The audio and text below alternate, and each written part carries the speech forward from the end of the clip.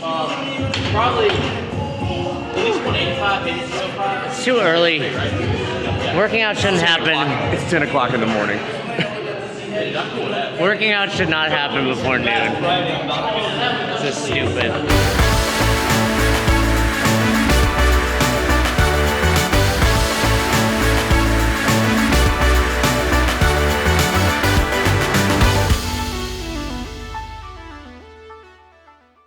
Hey, what's up guys? Fern here, best hour of their day. We are in Raleigh. This is our first stop at CrossFit Invoke for the box tour. So, had an awesome time here at the gym today. So you're gonna get to see a bunch of stuff. We hopped in with a 9:30 class, showed you around the facility, some unique things they have here at Invoke. So from a coach's standpoint, pay attention. From a box owner standpoint, steal all the ideas in here. Really hope you guys enjoy this. But here's our tour of CrossFit Invoke. See what somebody who's not athletic.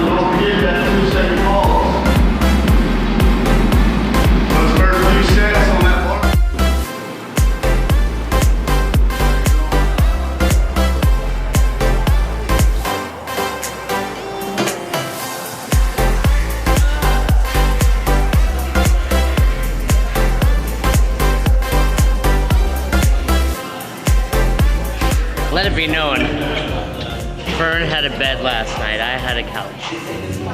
If he squats heavier than me, it's recovery. It's all recovery. Really small people don't get beds, they get couches. So side note, CrossFit community is really small. So Landon, this guy right here. Hey Landon, show me your shirt real quick. Yeah, so this company, we're in Raleigh. This company, there's one store, and that company is in Virginia Beach, where I'm from. So, small world CrossFit community. If you're in Virginia Beach, go hit up Endurance. Let's talk about the benefits of having these platforms throughout the class.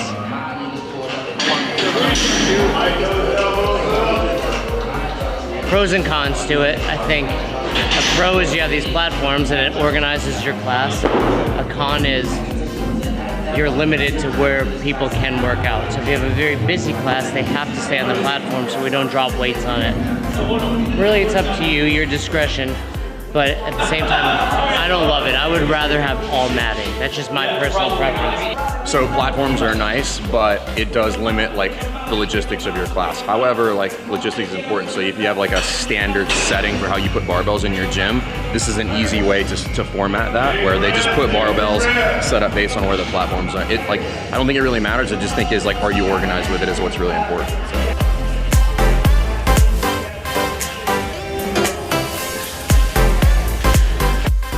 Pause work at your gym. Don't let your athletes count for themselves. Somebody else needs to count for them, because 3 seconds in your mind under heavy load is not the same as real 3 seconds. How long was I down there for? 2 seconds. I was down there for like 10.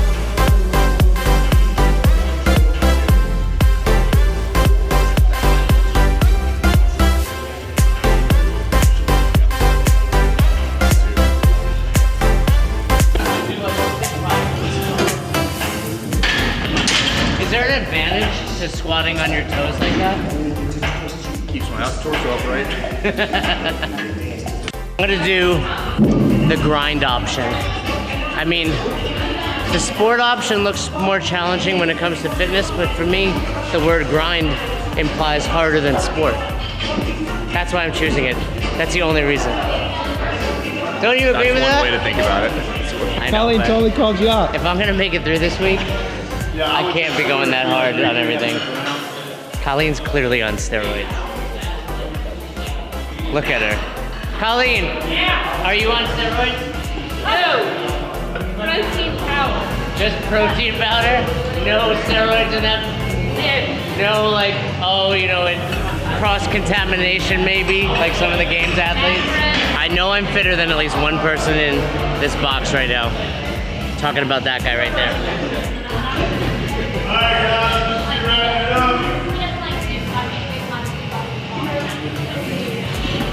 I'll smash him.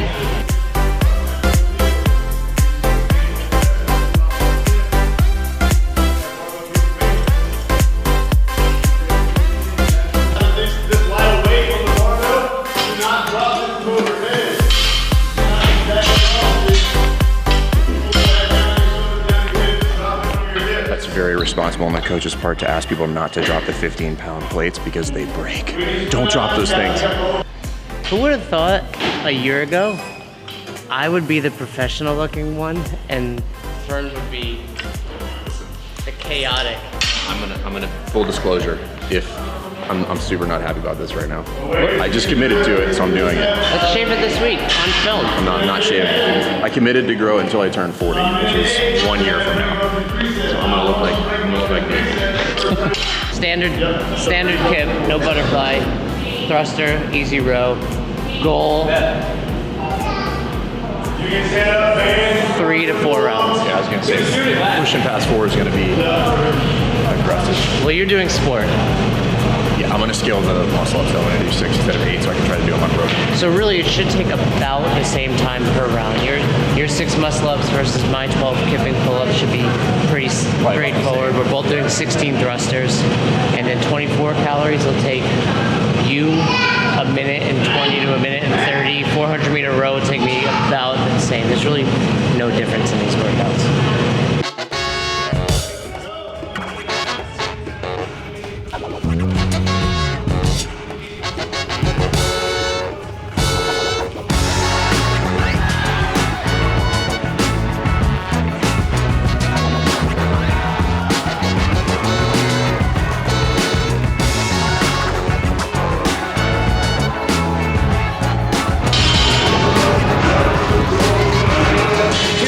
Not too hot.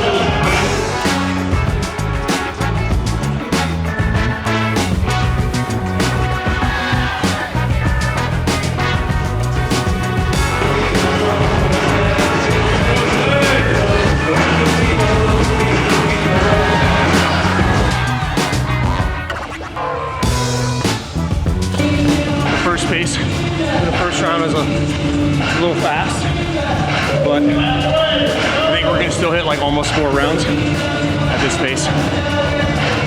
16 thrusters. It's a lot more than I thought it was gonna be.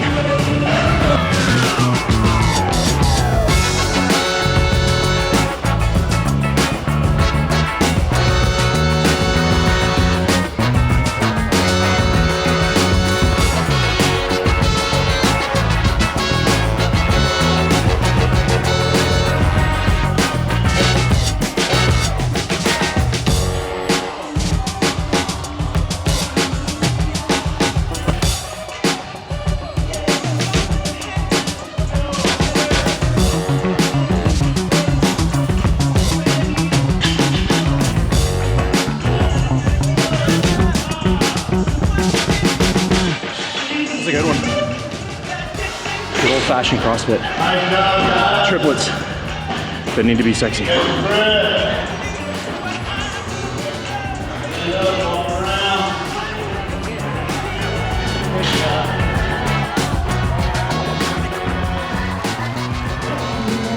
So I scaled that workout.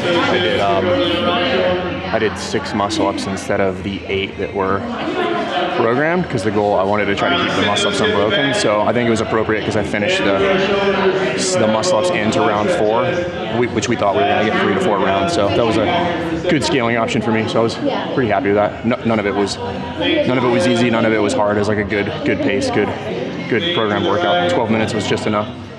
Hey guys, we're here at CrossFit Invoke. Just finished up the workout. One of the things I think is unique is they have a lot of office space here, so we're gonna walk through and show you some of the things that I think are pretty beneficial. If you can do these in your gym, these would be a huge plus. Small little things make a box outstanding.